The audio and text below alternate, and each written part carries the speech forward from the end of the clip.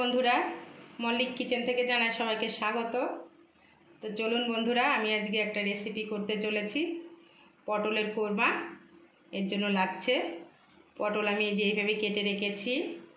লাগছে পেঁয়াজ কুচি, আদা রসুন বাটা, কাজু আর পোস্ত বাটা আর টমেটো আর হচ্ছে কাসুরি মেথি। আমি পটলটা আবার ভেজে নেব। তো দিয়ে দিয়েছি পরিমাণ মতো তেল। এবার পটলগুলো আমি ভেজে নেব। তো পটলগুলো আমি হালকা করে ভেজে নেব,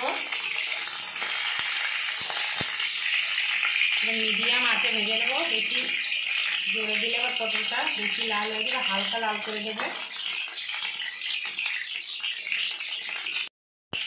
হালকা লাল হয়ে গেছে, এখন আমি পটলটা নামিয়ে নেব।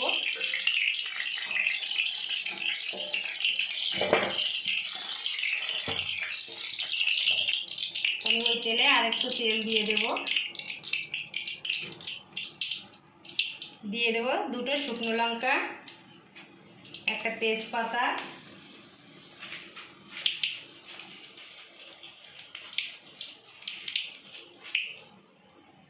কটা মৌরি,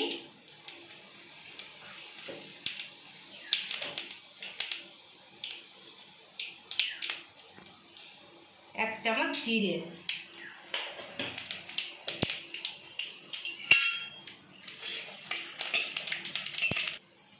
দিয়ে দেবো পেঁয়াজ কুচি।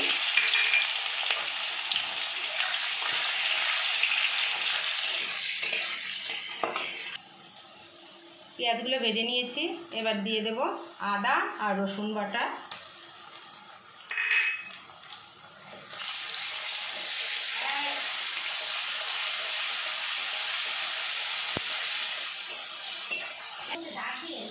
দেব এক চামচ জিরে গুঁড়ো, ধনে গুঁড়ো, পরিমাণ মতো হলুদ গুঁড়ো,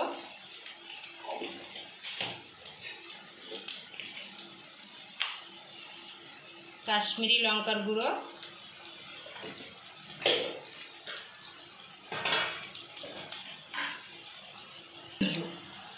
পরিমাণ মতো লবণ।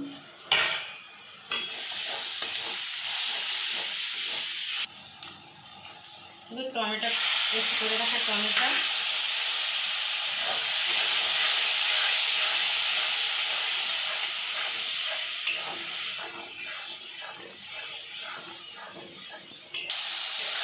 ভালো করে আমি এটা কষে নেব। যখন তেল ছেড়ে আসবে তখন আমি দিয়ে দেব কাজু আর পোস্ত বাটা। দেখুন প্রায় তেল ছেড়ে এসছে।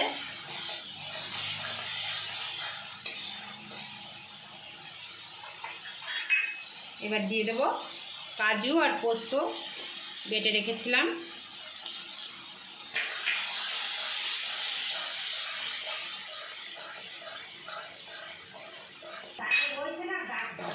হ্যাঁ বন্ধুরা, মশলা কষানো হয়ে গিয়েছে। আমি এখন দিয়ে দেব পরিমাণ মতো জল।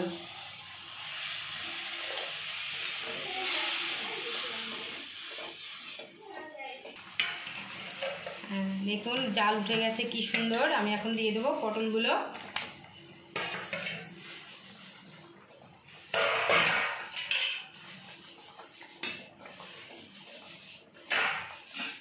পটলগুলো দিয়ে আমি 5 মিনিট মতো ঢাকা দিয়ে রাখবো।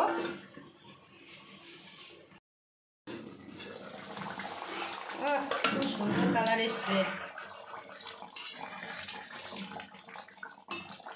পটলটা গলে গেছে। এখন দিয়ে দেবো আমি একটু কাসুরি মেথি।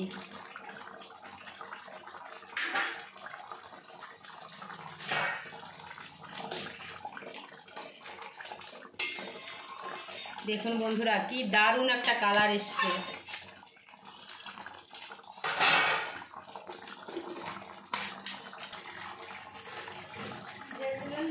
দিয়ে দেবো 1 চামচ ঘি।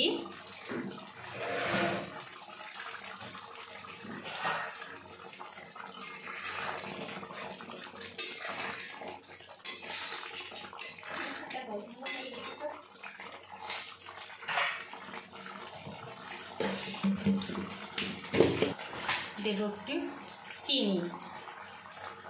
চিনিটা অল্প পরিমাণে দিলাম, কারণ বেশি মিষ্টি হলে তরকারিটা খেতে ভালো লাগে না।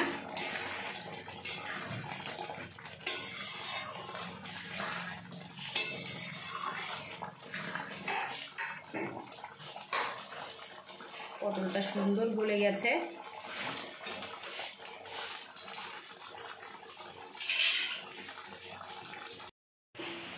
দেখুন কি সুন্দর তেলটা ছেড়ে দিয়েছে। আমার রান্না হয়ে গেছে। এখন আমি দিয়ে দেবো শাহি গরম মশলা। বন্ধুরা, আপনারা চাইলে ধনেপাতাও দিতে পারেন।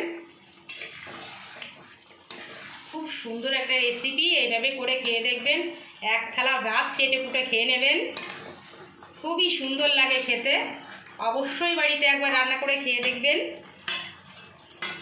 ভালো লাগলে অবশ্যই কমেন্ট করে জানাবেন।